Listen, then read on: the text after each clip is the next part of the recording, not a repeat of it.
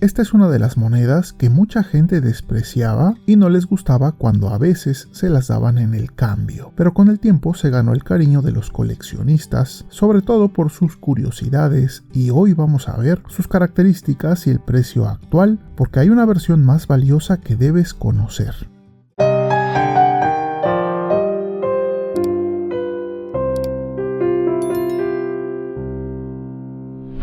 Esta moneda nació justo después de la reconversión monetaria, donde la moneda perdería 3 ceros y nacerían los famosos nuevos pesos. Pertenece a la familia B de monedas mexicanas y aunque no lo dice por ningún lado, oficialmente son 10 centavos del nuevo peso.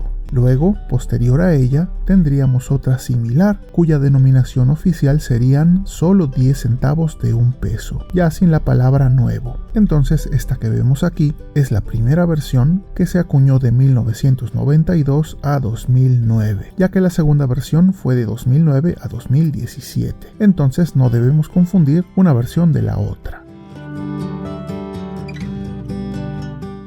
Es una moneda muy pequeña, mide tan solo 17 milímetros y pesa 2.08 gramos y está fabricada en acero inoxidable. Como podemos ver, es de forma redonda, pero el listel, aunque es liso, internamente tiene variaciones en su ancho, lo que la hace ver, en apariencia, como si fuera una moneda hexagonal. Lo que vemos como motivo principal es la denominación de 10 y a la derecha el símbolo de centavos. En la parte superior la fecha, que en este caso es 1995, y en la parte baja la ceca de la Casa de Moneda de México. Cabe mencionar que esta moneda que tengo en mano es un poco especial y diferente a las ordinarias, pero eso lo veremos más adelante.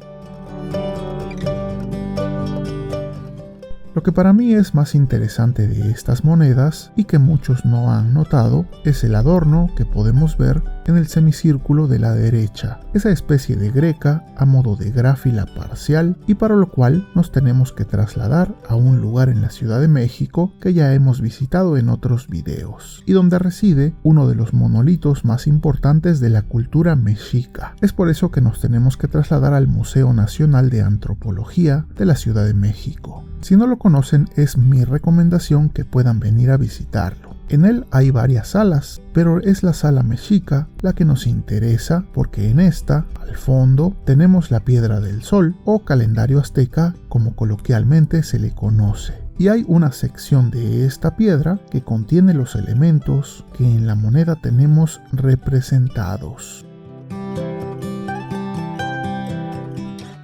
Esta Piedra del Sol tiene muchas secciones que se le conocen como anillos, y es uno de los más exteriores el que más nos interesa y al que se le llama como el anillo del sacrificio. Este rodea toda la piedra y está dividido en 16 grupos de 4 elementos, y a estos elementos se le llaman Chalchihuitl y representan la sangre derramada en el sacrificio, y que vemos aquí como unos pequeños picos con 2 extensiones. Estos están justo después del llamado anillo del resplandor solar y acompañan al anillo de la aceptación del sacrificio. Pero lo que más nos interesaba es ver, identificar y localizar estos Chalchihuitl para luego ver cómo fueron estilizados en la moneda.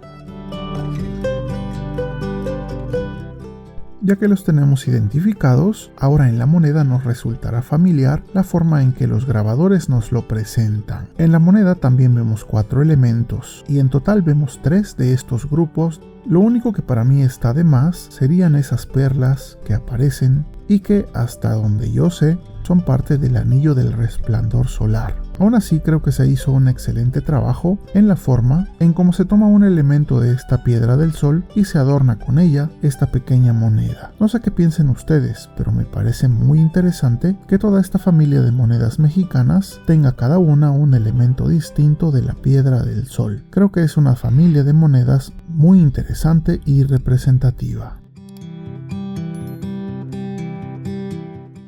Lo segundo más interesante de esta moneda es su precio. Y mientras vemos su canto liso y el anverso con el escudo de armas nacional, déjenme decirles que existe una versión más valiosa de esta moneda, pues resulta que aunque se acuñó de 1992 a 2009, fue en 1995 que hubo una acuñación especial de monedas en acabado espejo y que se vendieron juntas en una colección de lujo, y estas monedas, al ser de poca acuñación y en este terminado espejo, tienen un valor más alto que las demás monedas de acabado común. Se acuñaron un poco más de 9,000 piezas, y justo esta que estamos viendo es una de esas de acabado espejo, y aquí quiero que veas la diferencia contra otra de la misma familia pero en acabado común. La diferencia es muy notoria y creo que te ayudará a identificarla. Esta moneda de 10 centavos en acabado espejo puede llegar a costar hasta 50 pesos, a diferencia de las de acabado común, que cuando más costarán de 2 a 5 pesos. Entonces, en resumen, las únicas monedas valiosas son las de acabado espejo de 1995, llegando a costar hasta 50 pesos. Las demás casi no valen nada, ya que son en acabado común, en acero inoxidable, que es muy barato, y son sumamente abundantes, con acuñaciones de más de 8,000 millones de piezas. Te recomiendo que trates de encontrar una de estas en acabado espejo o comprar un set completo, que por ahí todavía se puede llegar a ver en internet.